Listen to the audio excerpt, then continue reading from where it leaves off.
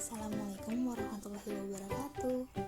Halo semua, kami dari kelompok 9 kelas 5C yang beranggotakan Dian Pertiwi, Raffi Priambodo, dan Riri Grace akan menjelaskan terkait coronary artery disease. Video ini telah diizinkan tayang di YouTube channel Mendadak Daring.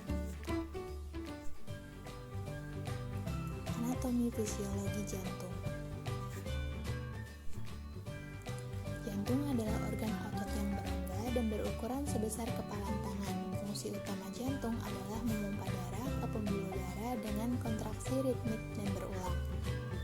Jantung normal terdiri dari 4 ruang. 2 ruang atas dinamakan atrium dan 2 ruang bawah dinamakan ventricle. Jantung memiliki berat sekitar 300 gram.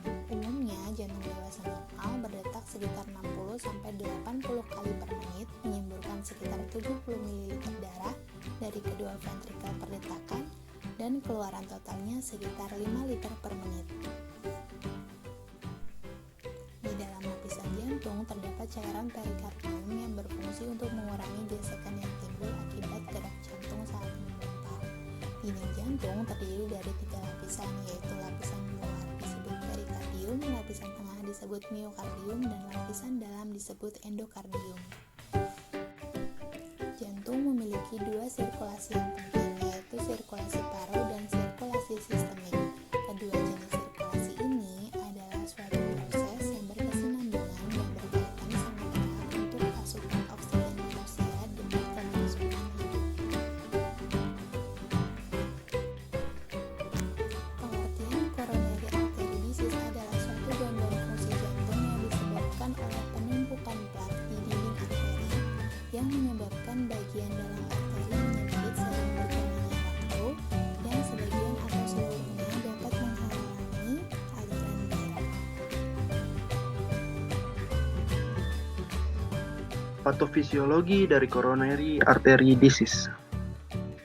Aterosklerosis dimulai ketika kolesterol, lemak tertimbun di intima arteri. Timbunan ini akan mengakibatkan terganggunya absorpsi nutrien sel-sel endotel yang menyusun lapisan dalam pembuluh darah dan menyumbat aliran darah karena timbunan ini menonjol ke lumen pembuluh darah.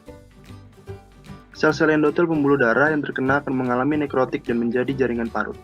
Selanjutnya, lumen bertambah sempit dan aliran darah bisa terhambat. Pada lumen yang menyempit dan berdinding kasar akan cenderung terjadinya pembentukan pembekuan darah. Hal ini menjelaskan bagaimana terjadinya koagulasi intravaskuler yang diikuti oleh penyakit tromboboli. Lapisan endotel pembuluh darah koroner yang normal akan mengalami kerusakan oleh adanya faktor risiko antara lain faktor hemodinamik seperti hipertensi, zat-zat vasokonstriktor, mediator dari sel darah, dan asap rokok. Akibat kerusakan endotel, terjadi respon protektif dan terbentuk lesi fibroteti dan fibros, plak aterosklerosi yang dipicu oleh inflamasi. Plak yang terjadi dapat menjadi tidak stabil atau vulnerable dan mengalami ruptur, sehingga terjadi sindroma koroner akut atau SKA. Penata laksanaan coronary artery disease. Kecemasan, stres, dan depresi berdampak buruk terhadap CAD. Mortalitas meningkat pada pasien cemas dan depresi yang mengalami CAD. Oleh karena itu, kecemasan dan depresi harus segera dikenali dan diobati. Obat antidepresan selektif serotonin reuptake inhibitor atau SSRI efektif mengobati cemas dan depresi pada CAD. Tapi antidepresan tricyclic TCA tidak dianjurkan. Berikut obat-obatan penyakit CAD. Yang pertama ada aspirin untuk mengencerkan darah dan mengurangi kemungkinan gumpalan darah. Yang kedua ada beta blocker untuk mengurangi detak jantung dan tekanan darah.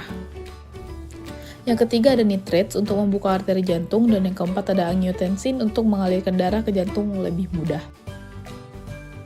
Kelima, ada obat-obatan penurun lemak seperti fenofibrat. Yang keenam intervensi jantung perkutan. Yang ketujuh, bisa dilakukan operasi yang pertama dengan bedah bypass arteri jantung, yang kedua ada revaskularisasi transmiokardia. Selanjutnya kita membahas tentang manajemen risiko dari sisi ketiga. Kemenkes RI mensosialisasikan perilaku cerdik sebagai upaya dalam pencegahan dan pengendalian penyakit ini. Perilaku cerdik yaitu A. Cek kesehatan secara berkala, enyahkan asap rokok, rajin beraktivitas fisik, diet yang sehat dan seimbang, dan kelola stres. Selain perilaku cerdik, Kemenkes RI juga menghimbau untuk melakukan pengukuran tekanan darah dan pemeriksaan kolesterol rutin atau minimal sekali dalam setahun.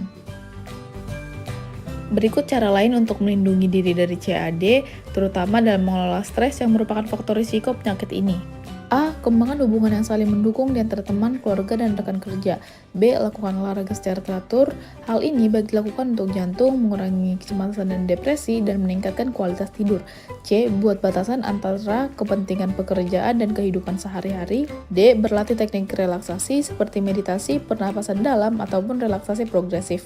Dan E. Apabila merasa tidak baik, carilah bantuan dari profesional. Sekian pemaparan dari kami, kurang lebihnya mohon maaf. Terima kasih.